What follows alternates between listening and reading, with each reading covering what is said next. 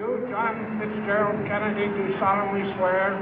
I, John Fitzgerald Kennedy, do solemnly swear. That you will faithfully execute the office of President of the United States. That I will faithfully execute the office of President of the United States. And will, to the best of your ability. And will, to the best of my ability. Preserve, protect, and defend the Constitution of the United States. Preserve, protect, and defend the Constitution of the United States. So help you God. So help me God.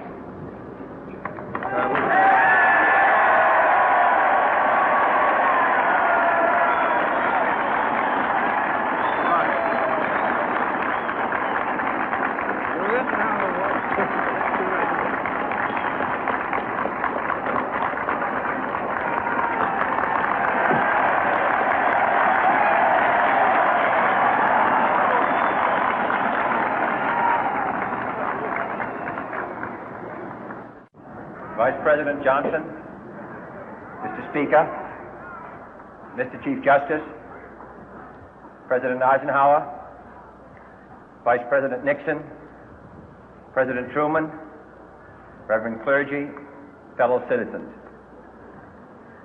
We observe today not a victory of party, but a celebration of freedom, symbolizing an end as well as a beginning, signifying renewal as well as change. For I have sworn before you and Almighty God the same solemn oath our forebears prescribed nearly a century and 3/4 ago. The world is very different now, for man holds in his mortal hands the power to abolish all forms of human poverty and all forms of human life. And yet the same revolutionary beliefs for which our forebears fought are still at issue around the globe. The belief that the rights of man come not from the generosity of the state, but from the hand of God. We dare not forget today that we are the heirs of that first revolution. Let the word go forth from this time and place to friend and foe alike that the torch has been passed to a new generation of Americans born in this century, tempered by war, disciplined by a hard and bitter peace, proud of our ancient heritage, and unwilling to witness or permit the slow undoing of those human rights to which this nation has always been committed and to which we are committed today at home and around the world.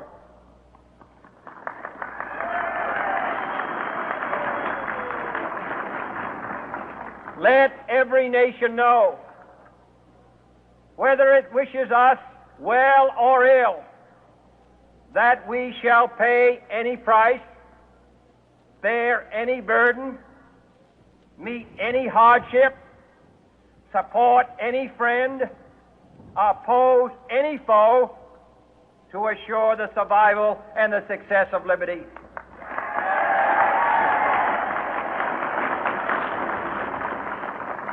This much we pledge and more.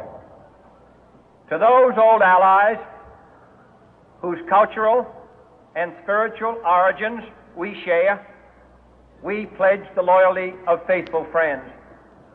United, there is little we cannot do in a host of cooperative ventures. Divided, there is little we can do, for we dare not meet a powerful challenge at odds and split asunder. To those new states whom we welcome to the ranks of the free, we pledge our word that one form of colonial control shall not have passed away merely to be replaced by a far more iron tyranny.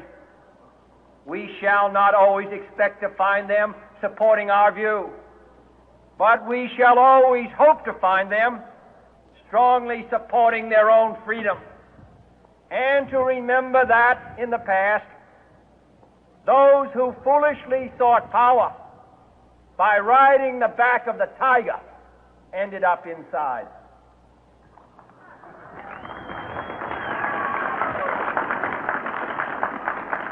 To those people in the huts and villages of half the globe struggling to break the bonds of mass misery, we pledge our best efforts to help them help themselves for whatever period is required, not because the communists may be doing it, not because we seek their votes, but because it is right. If a free society cannot help the many who are poor, it cannot save the few who are rich.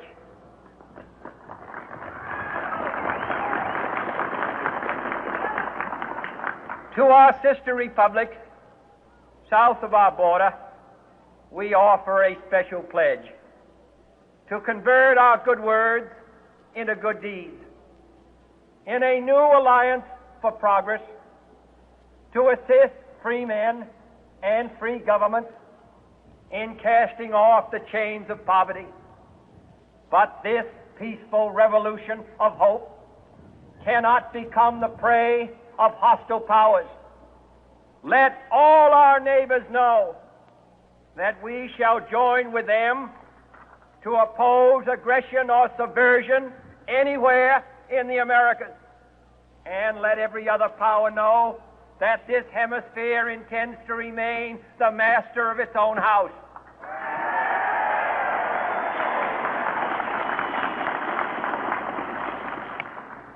To that World Assembly of Sovereign States, the United Nations, our last best hope, in an age where the instruments of war have far outpaced the instruments of peace, we renew our pledge of support to prevent it from becoming merely a forum for invective, to strengthen its shield of the new and the weak, and to enlarge the area in which its writ may run. Finally, to those nations who would make themselves our adversary, we offer not a pledge, but a request that both sides begin anew the quest for peace. Before the dark powers of destruction, unleashed by science, engulf all humanity in planned or accidental self-destruction, we dare not tempt them with weakness, for only when our arms are sufficient beyond doubt can we be certain beyond doubt that they will never be employed. But neither can two great and powerful groups of nations take comfort from our present course, both sides overburdened by the cost of modern weapons, both rightly alarmed by the steady spread of the deadly atom, yet both racing to alter that uncertain balance of terror that stays the hand of mankind's final war. So let us begin anew, remembering on both sides that civility is not a sign of weakness, and sincerity is always subject to proof. Let us never negotiate out of fear, but let us never fear to negotiate.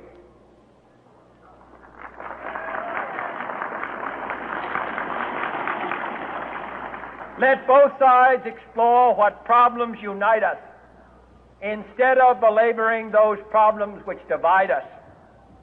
Let both sides, for the first time, formulate serious and precise proposals for the inspection and control of arms, and bring the absolute power to destroy other nations under the absolute control of all nations.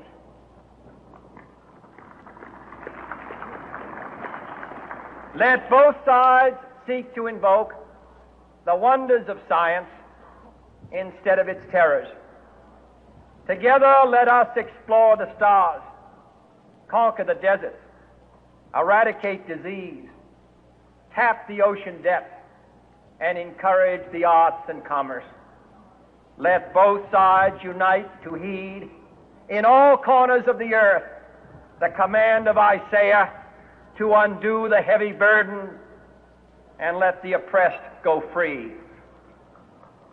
And if a beachhead of cooperation may push back the jungle of suspicion, let both sides join in creating a new endeavor, not a new balance of power, but a new world of law, where the strong are just and the weak secure and the peace preserved. All this will not be finished in the first 100 days, nor will it be finished in the first 1,000 days, nor in the life of this administration, nor even perhaps in our lifetime on this planet. But let us begin.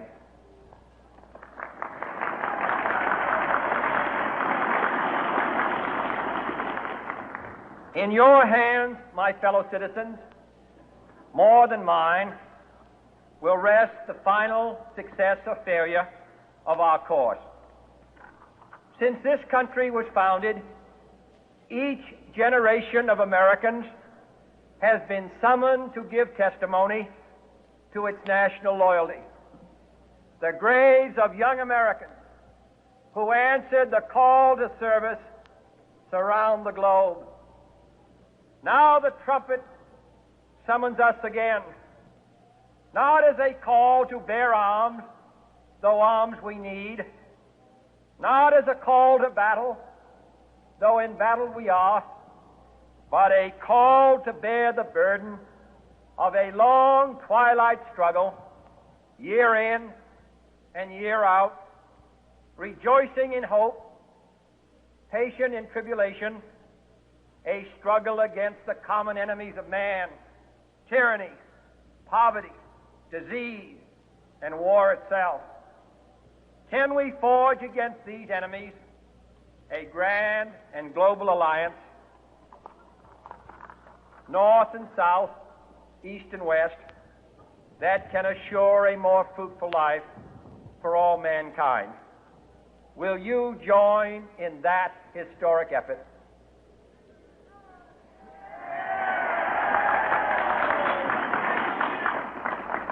In the long history of the world, only a few generations have been granted the role of defending freedom in its hour of maximum danger.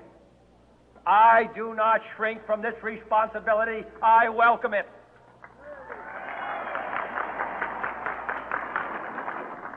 I do not believe that any of us would exchange places with any other people or any other generation.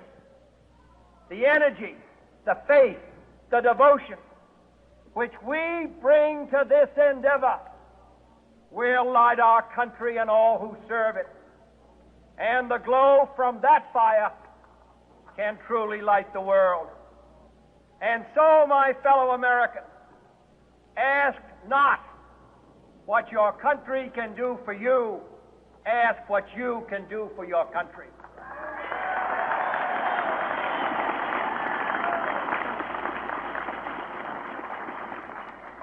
My fellow citizens of the world, ask not what America will do for you, but what together we can do for the freedom of man.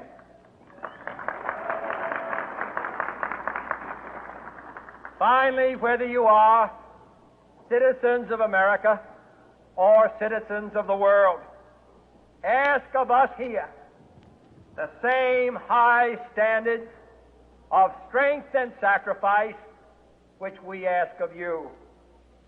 With a good conscience, our only sure reward, with history the final judge of our deeds, let us go forth to lead the land we love, asking His blessing and His help, but knowing that here on earth God's work must truly be our own.